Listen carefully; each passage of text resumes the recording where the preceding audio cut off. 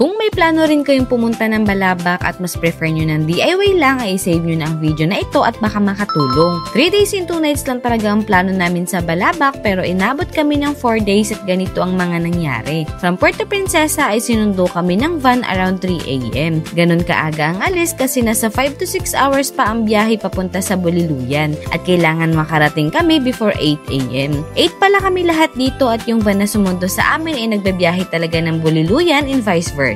Ang fare naman ay nasa 600 to 700 pesos per person. Pagdating sa Buliluyan, pagkababa sa van ay dumiretso agad lipat sa speedboat. Kaya ako sinabing dapat before 8 AM ay nandito na kami dahil 8 AM talaga ang schedule na biyahe ng mga passenger boat papunta sa Balabac mismo. Nasa 40 minutes to 1 hour din ang biyahe at nasa 600 pesos kada tao naman ang pamasahe. Pagdating sa Balabac, dito pa kami nagbayad ng pamasahe namin. Tapos may mga nag-aabang na ring tricycle na pwedeng masakyan papunta sa accommodation. Dito nga pala kami tumuloy sa Julia Lodge na located sa mismong poblasyon. 1,200 per night, good for 2. Tapos 2 bed ang setup. Malinis, may sariling CR, tapos hot and cold na din ang shower. Meron din silang free wifi. Naglapag lang kami ng mga gamit tapos pumunta na agad kami sa aming first destination, ang Cape Melville Lighthouse. Naghanap lang kami dito ng bangka na kakasya kami. Halos isa't kalahating oras din ang biyahe papunta dito. Medyo matagal lang talaga dahil nga tourist boat ang sinakyan namin at hindi speedboat. 5,000 pesos ang fee para sa ganitong klase ng boat at maximum passenger ay 10 persons. Pagdating naman namin ay naglakad naman kami ng almost 20 minutes paakyat sa mismong lighthouse. Medyo maputik lang talaga pag-akyat namin dahil kakatapos lang ng ulan. Nakakapagod pero worth it naman kapag nasa harap mo na mismo ang historical place sa lugar. Ang Cape Melville ay isang lighthouse na ginawa noong 1890s. Itinayo raw ito para gabayan ng mga barkong dumaraan sa delikadong bahagi ng dagat ng Balabac. Isa ito sa mga pinakamatandang parula sa Pilipinas. Hindi na ito okay sa ngayon dahil na rin sa hindi na ito ginagamit at dahil na rin sa tagal na ng panahon. Pero para sa mga gusto pa nitong marating, lalo na yung mga interesado sa history, open pa rin naman ito sa publiko. Sinadya talaga namin itong puntahan dahil ito ang #1 landmark ng munisipyo ng Balabac. Sa pangalawang araw namin ay Unok Island na. Syempre, hindi pwedeng hindi mapuntahan ang isa sa pinakaparaisong lugar sa Palawan na talagang dinarayo ng mga turista. Sa pagpunta naman dito ay kailangan talagang maaga ang alis. Nirent ulit namin ang bangka na ginamit nung day 1. Same rate, 5,000. Tapos ang biyahe ay nasa 40 minutes to 1 hour din from Balabac town. Mas malapit pero mas malalaki naman ang mga alon. Yung tipong naka-outfit pa kami tapos ganito lang pala magiging lagay namin sa biyahe pa lang. Ang masasabi ko talaga ay grabe talaga yung isla na to. Second time ko na dito pero feeling ko first time pa lang dahil sa talaga nakaka-amaze pa rin ang ganda.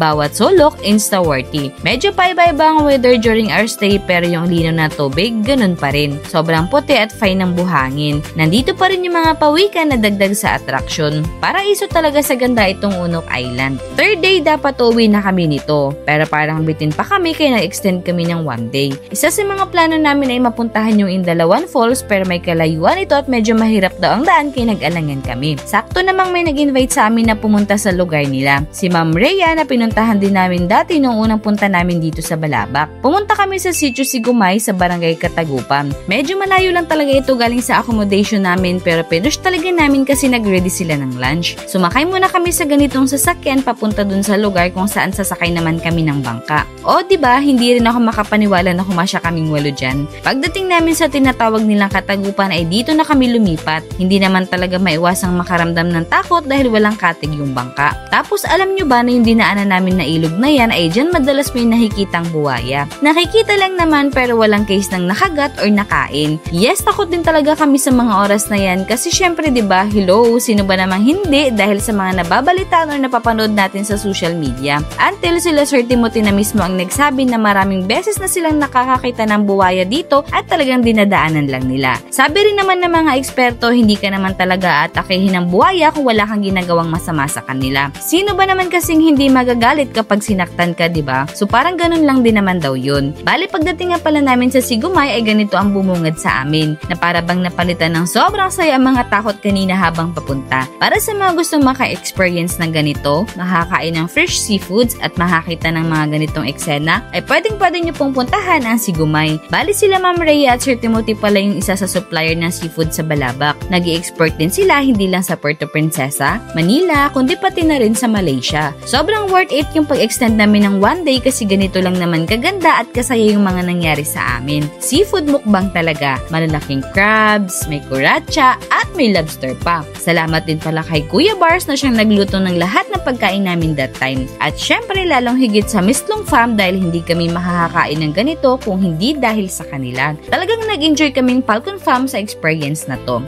Nagpaalam na rin kami sa kanila before pa dumilim dahil medyo malayo-layo pa rin ang babalikan namin. Nung last day namin, ito yung saddest part kapag nagta-travel ka, yung uwian time. Mas maaga kaming pumunta sa sakayan kasi 5:30 AM ang alis ng passenger boat at makakarating ito sa Buliluyan around 7 AM. By the way, may mga karinderya din pala dito sa Balabac na pwede nyong kainan. May signal din dito ng Globe at ng Smart. May kuryente, may free wifi malapit sa munisipyo at may mga piso wifi din sa bawat kanto. So, that's it. Ilan lang yan sa mga pwede nyong makunan ng guide once pumunta kayo ng Balabac. Again, we did a DIY para mas hawak namin yung time namin. May sarili kaming itinerary at para mas makalas na rin talaga sa expenses. If you want a less hassle tour at mas mabilis na bawat biyahe, you can book sa mga legit tour agencies. Ilalagay ko na rin sa comment section kung saan pwedeng magpa-book or magpa-reserve ng van, sa passenger boat, boat for island tours, tricycle at ng accommodation.